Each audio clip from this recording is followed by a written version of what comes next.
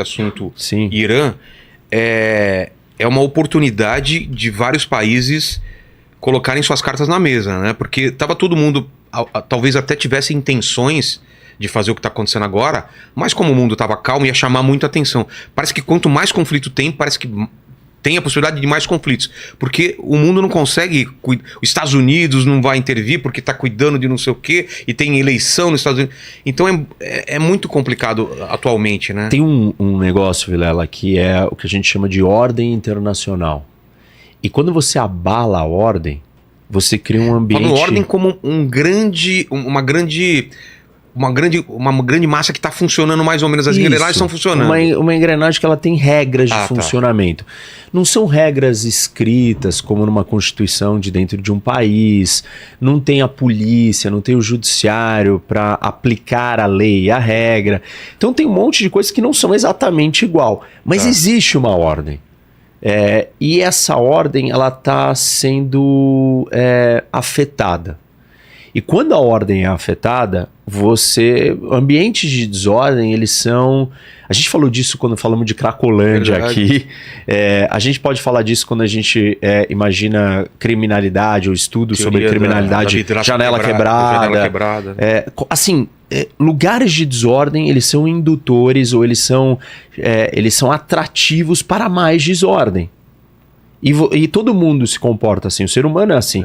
Se você entra no seu quarto, tá bagunçado, ele vai ficando bagunçado. Se ele tá organizado, você vê uma coisa fora, aquilo já te incomoda, te chama atenção, então você vai mantendo a ordem. É a mesma coisa com hábito e rotina.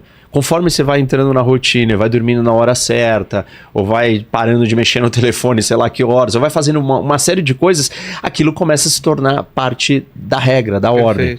Quando você vem e você tem alguma coisa que abala a ordem internacional, o impacto é muito grande. E é muito grande em todo o resto do mundo. A gente pode olhar para a Segunda Guerra Mundial, e aí quando a Itália avança sobre a Etiópia, em 1935, e naquele momento ela descredibiliza a Liga das Nações e mostra para o mundo que agressão, ataque, conquista de um lugar, de um território, de um país, dá resultado, a sequência é: a Alemanha começa a rearmar a região da Renânia e parte para sua ofensiva máxima, que em 40 já vai estar destruindo a França, colocando o Reino Unido na beira do colapso. E o Japão olha para tudo isso e fala: tá bom, tá liberado também. A gente tem a mesma coisa cenário, acontecendo. Né? Por quê?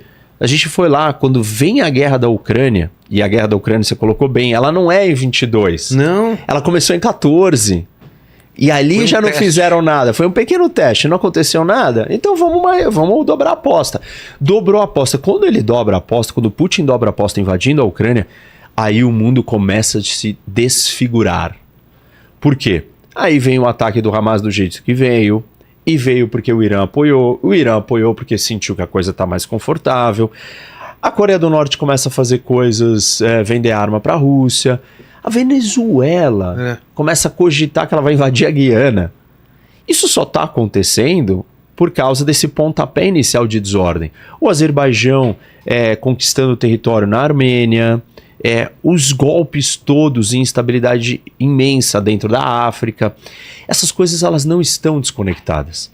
E aí o assunto de hoje, né, o que a gente vai falar, o Irã decidir cruzar essa linha e fazer um ataque direto, também tá ligado com isso.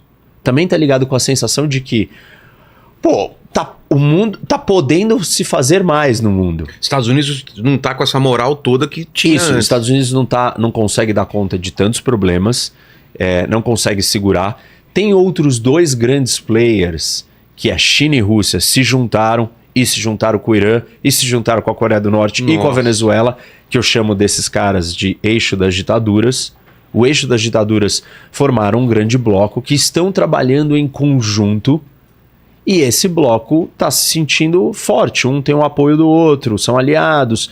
Isso faz o Irã se sentir tranquilo e falar: eu posso dar um passo a mais, eu posso subir o tom. Porque até então estava uma proxy war, né? Isso. O Irã estava lutando, mas não diretamente. Não diretamente. E sempre foi assim, não é de agora. Há 30 anos. Ah, isso não é de agora? Não, há 30 anos de confronto direto entre Irã, indireto, não direto, Shadow War, uma guerra de sombras, entre Israel e o Irã. Sem confronto direto, então era só proxy, do lado do Irã. Israel fazia ataques pontuais a coisas específicas. Assassinar um cientista que está desenvolvendo um programa nuclear. Colocar uma arma cibernética de vírus num computador das centrífugas iranianas do seu programa nuclear para atrasar o programa nuclear iraniano. Aí o Irã retaliava com explodir uma embaixada israelense em algum lugar. Atacou a embaixada de Israel e a AME aqui na Argentina, nos anos 90. 1994, foi o Irã, foi a Guarda Revolucionária. Então, essa guerra indireta ela já existia. Ela foi aumentando um pouco com a presença do Irã na Síria. Depois da guerra civil na Síria, causada pela Primavera Árabe, o Irã entra na Síria para ajudar o Assad. E aí o Irã começa a ter bases ali na Síria. E aí os ataques, então, de Israel não são só ataques pontuais, mas começam a ser ataques a lugares físicos, né? Território, não do Irã, território na Síria, mas aí são estoques de armas, depósitos, carregamento de arma, e aí isso sobe mais um pouco o tom, que vamos matar então os líderes, comandantes da Guarda Revolucionária, das Forças Quds, que é o braço da Guarda Revolucionária iraniano, vão matar esses caras porque eles estão armando contra Israel, e aí Israel faz esse ataque.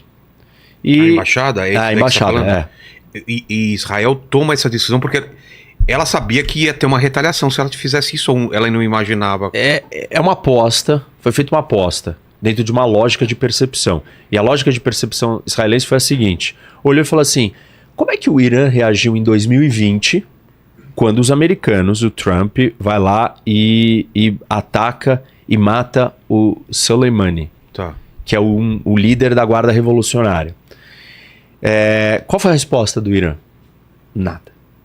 Tipo, uma resposta patética, uma piada. Ele vira e fala assim, eu vou atacar não sei aonde. Avisou onde ele ia atacar, mandou um míssil, não aconteceu nada, ninguém morreu, não serviu para nada.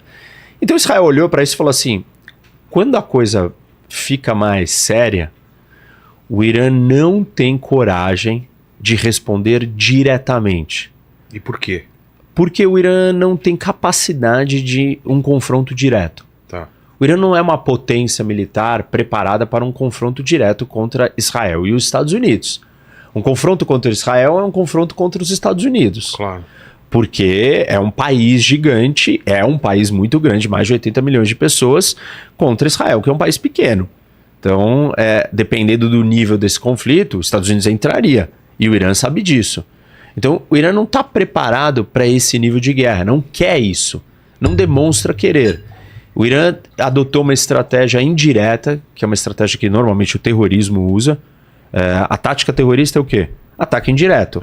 Eu vou lá e te assusto, te amedronto, te aterrorizo, explodindo a sua casa, que vai causar uma repercussão imensa e todo mundo vai ficar com medo.